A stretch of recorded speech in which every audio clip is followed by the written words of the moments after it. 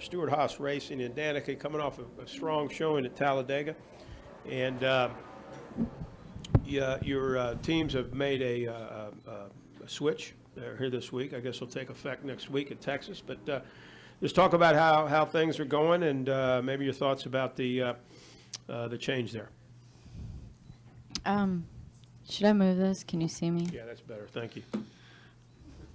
Whatever. If you don't know who I am, you won't care probably. I'm wearing a suit, so I feel like it's pretty obvious. Yeah, Talladega was just about right. Coming out of the pits leading, going into the pits leading, coming out leading, and having Jimmy behind me. And I knew there wasn't very much left because I knew that we were not that far off on making it on fuel. So I knew it was a pretty short distance. And I thought, wow, this is going to be awesome, me and Jimmy. And then I was like, and Jimmy's got to win to get in the chase. I'm like, this could get really messy. But then the yellow came out. So then it got, I guess, a different kind of messy. But we were in a good spot. And, I think in general things have been going all right. And, we've been, running better here at the end of the season and putting our races together better. And I think we had some speed like we've had lately earlier this season, but just weren't able to fully execute or had either mistakes on my part or failures or mistakes on pit lane that would affect our outcomes. So in general, things have kind of just been coming together a little bit better lately. And, with NASCAR changing some rules and letting us know at this point what they're going to be for next year, we know that we're not going to get a lot of on-track time before next season. And so, if the team and team wants changes made or has ideas, it's probably in everybody's best interest to make moves now so that things can start off on the right foot for 2015 instead of starting from scratch and trying to develop a accurate dialogue and relationship on the radio. So I know Daniel. He was my race engineer when I did the 10 races with Zipadelli for Stewart-Haas in 2012. Really nice guy, very smart, and he's definitely a lot like the kind of engineers, and in fact in IndyCar it was called an engineer instead of a crew chief that I was used to dealing with. So we've gotten along anyway, regardless of whether he's been on my car or not. So I'm definitely open-minded and looking forward to the opportunity to see how it'll go with him. Okay, thanks, Danica. We'll take a few questions. Jeff Gluck will lead us off, and then Aaron, and then Jim Utter. Jeff Gluck from USA Today. Earlier, Zippy was saying that your personality and what you're looking for might just mesh better with an engineer type than an old school crew chief type. You touched on a little bit with the IndyCar background, but can you just expand on why that is? Well, I just think that it's something that I'm used to. I'm used to someone that has an engineering approach to what they do, and I don't think that it has to be that way, but I think that everybody's looking for some magic and a relationship that takes you to the next level, and maybe getting back to something that actually just having something I haven't really had in NASCAR yet. Actually, I've had kind of all more crew chiefs, old school crew chiefs that, maybe it'll be something that'll work better. I don't know. Let's go to Aaron and then to Jim Utter. Right there. Aaron Burns, National Speed Sport News. Got a two-parter for you, Danica. First, can you talk about what you remember from your first race at Martinsville? And second of all, can you list a couple people who were your heroes in racing growing up? I have a lot of fond memories of my first race here in Martinsville. I think I finished 11th. I was 2 laps down at the beginning, and I had to start in the back for an engine change, and then I spun, and I was 2 laps down, and then I got them all back and finished 11th. So I had an awesome first race here at Martinsville, and I had a hot dog and I didn't have a hot dog since then. So I just walked by the concession stand and said, I'll be back for a hot dog tomorrow. I don't want to risk eating it on race day. I'm not really sure that that's a good idea. So I'm sure. I don't even, you know what? Even if I feel sick, I feel like it works. They don't look like regular hot dogs, but maybe that's because they don't have the regular effect of a hot dog. They help you in the race car. They're small. It can't hurt. So that's my plan this weekend. I should serve them at Thanksgiving. I pride myself on my food, and I'm not sure that would help me any. But here at Martinsville it does. So, yeah, I'm going to have a hot dog. And as far as heroes go, my answer is usually a little bit disappointing, but I can't say I didn't really have any. I just didn't. I didn't want to be like anyone. I wanted to learn from people that I was around and make myself better. But as I always say, I wanted to be the first Danica Patrick, not the next somebody else. So I had a lot of people that I learned from that were very valuable in my career and that helped me along, but nobody that I idolized or was my role model necessarily. We'll go to Jim Utter, then Reed Spencer. Jim Utter, when asking Zippy out earlier today and talking about kind of the some people's surprise that in a season where it appeared you were making progress that you would decide to change, he said that your speed on the track and your qualifying were certainly much better, but the race results weren't. And at the end of the day, that's what matters the most. Is that your kind of approach or behind the moves? Is that really the crux for making the change? Well, I don't know if necessarily I mean, if you always want the results, sure, but I think that within the team, we're all smart enough to know that if the speed is there and at times it's going well enough, it will come together. I also am not the one that makes the ultimate decisions. So if that's what he said, then I guess that's what he said. But from my perspective, there are more pieces than just me. It's obviously in this situation, there's Kurt and there's all kinds of people involved. And in general, collaboratively, apparently, that this is the move that they thought would be the best for everyone and give us the best head start at 2015 and perhaps the opportunity for things to improve, because it's not as though for me, it's not as though they were bad.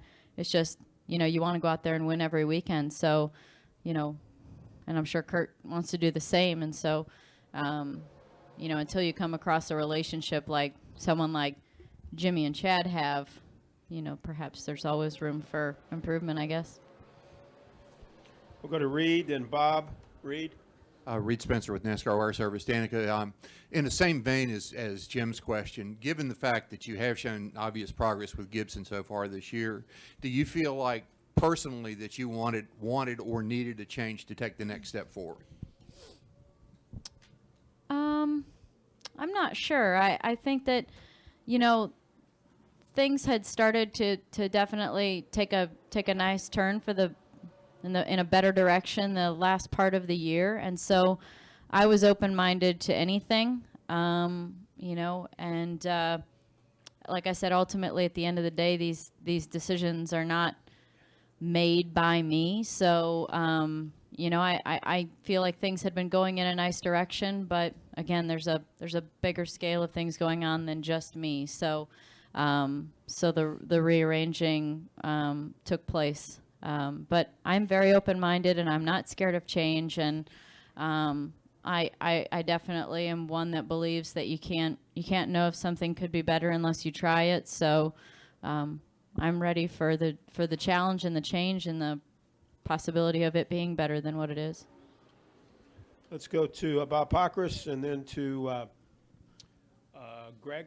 I am afraid of changing my hairstyle, though. I have never done that. Bob Pockrass, Sporting News. Daniel's listed as an interim, and is there anything that you'd want to see over the last 3 races that would make you feel comfortable with him being your crew chief next year? Well, I think that, that we click, and that the things that are felt in the race car and then conveyed over the radio, and the changes that are made in relationship to that, if that takes a fast course in a good direction, and we seem to click well and make progress throughout the weekend, then I think that will be a really positive sign. I think that's always a challenge, and so if that's good, then that's I feel like a good sign for the future. I know I already get along with him as a person. As I said, I've worked with him before, and I've seen him plenty of times in the shop, and we've chatted plenty of times, so I know I get along with him. Now it's time to see if we get along in a competitive atmosphere where it becomes more technical than just friendship. Let's go Chris Knight, and then gentleman on the front row here. Chris Knight, CatchNS.com. Danica, can you talk about how much knockout qualifying has played to your importance in your second year of Cup racing? Well, now I can think of some times that it has helped me. There have been a couple of times that it has. I feel like maybe there's more times that it hasn't, though. I think in the first round of everybody going out and qualifying, I feel like we usually find ourselves in a pretty good spot, and sometimes then go down from there, or don't get better in the second round or something like that. But it's definitely, I've qualified much better, so I don't know. I can't attribute that to one thing. I can't tell you whether or not that's, the mind frame that I'm in because you have more opportunities, or if it's just because we are in a better position of working together long enough that they've identified the little things that I need that help me in qualifying, or if it's just me getting better. I haven't been around long enough to have enough qualifying runs to create an average one direction or the other. So all I know is qualifying's gone better, and for that I'm very happy. Let's go front row here. Brad Norman with NASCAR.com. So you are a senior editor for the Players Tribune. I'm curious how that opportunity came about. How does that come across to all you guys? Well, we're wondering why you're And I'm a senior editor. Regular editor. Impressive. How did that come about? Did you enjoy writing the first story, and do you have any ideas for what you're going to write about next? I don't think that what I'll do next will be writing.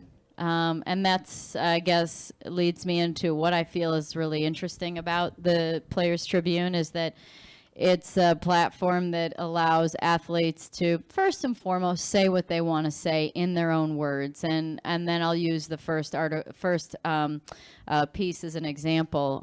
There are writers on staff for the Tribune, and I was with them for an entire day.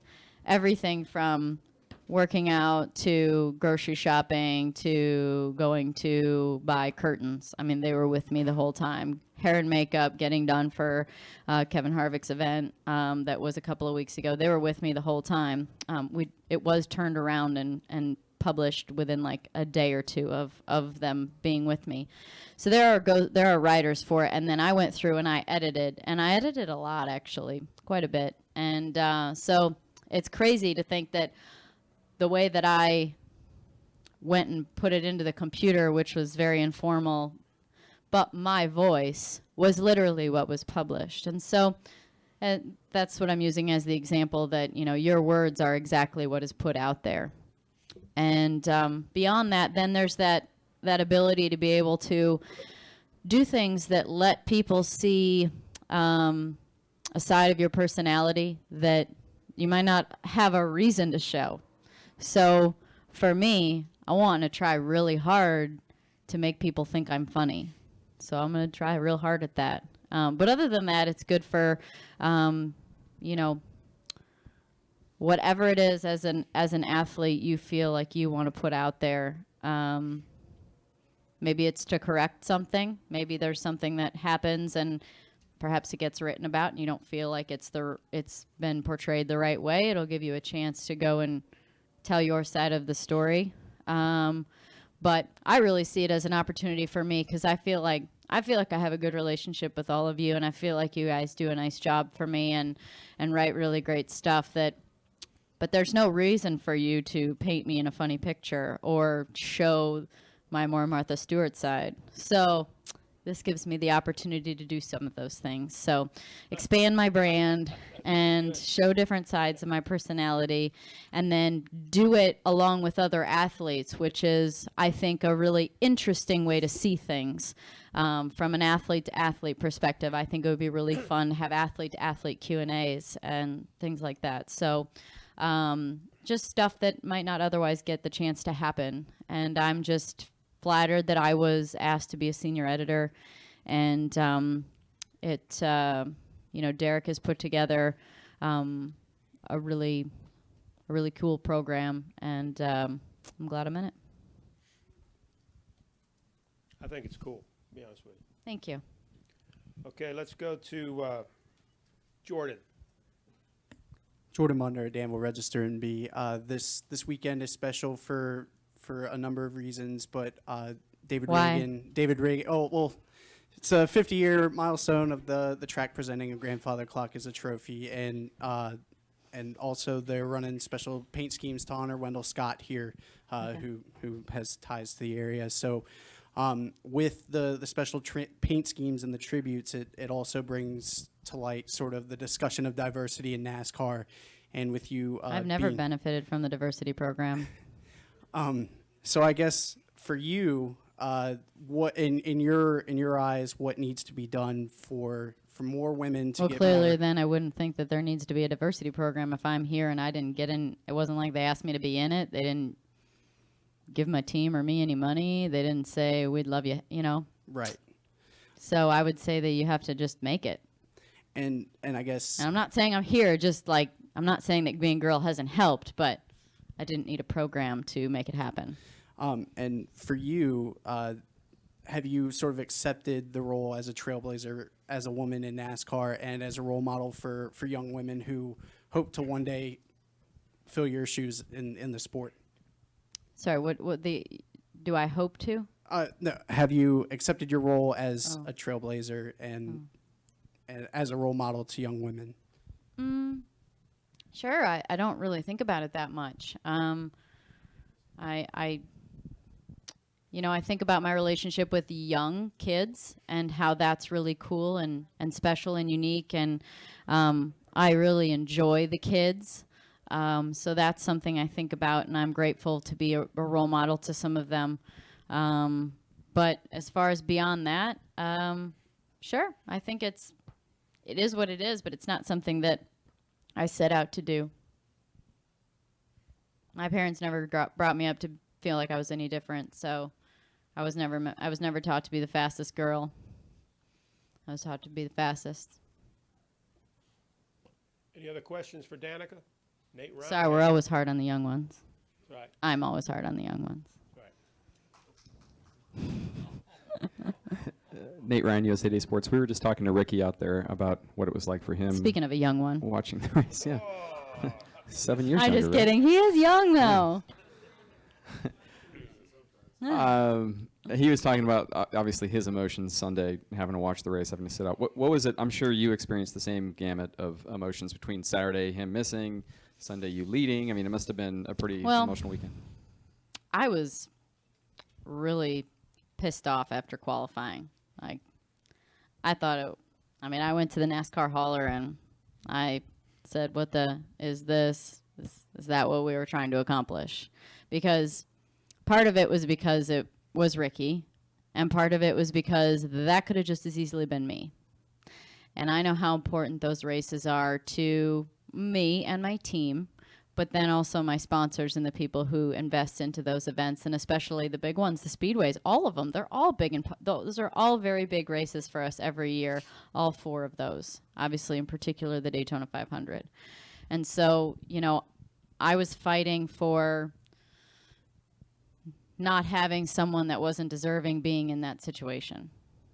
So, but then, I went back to the bus after that, and I just, I felt really, really bad for him, and I said, I don't think any girl could probably relate as well as I can for you, partly because of what I do, but because it could have been me, and he wanted to go home, and as much as a girlfriend, I wanted him to stay and be there. I was like, I get it.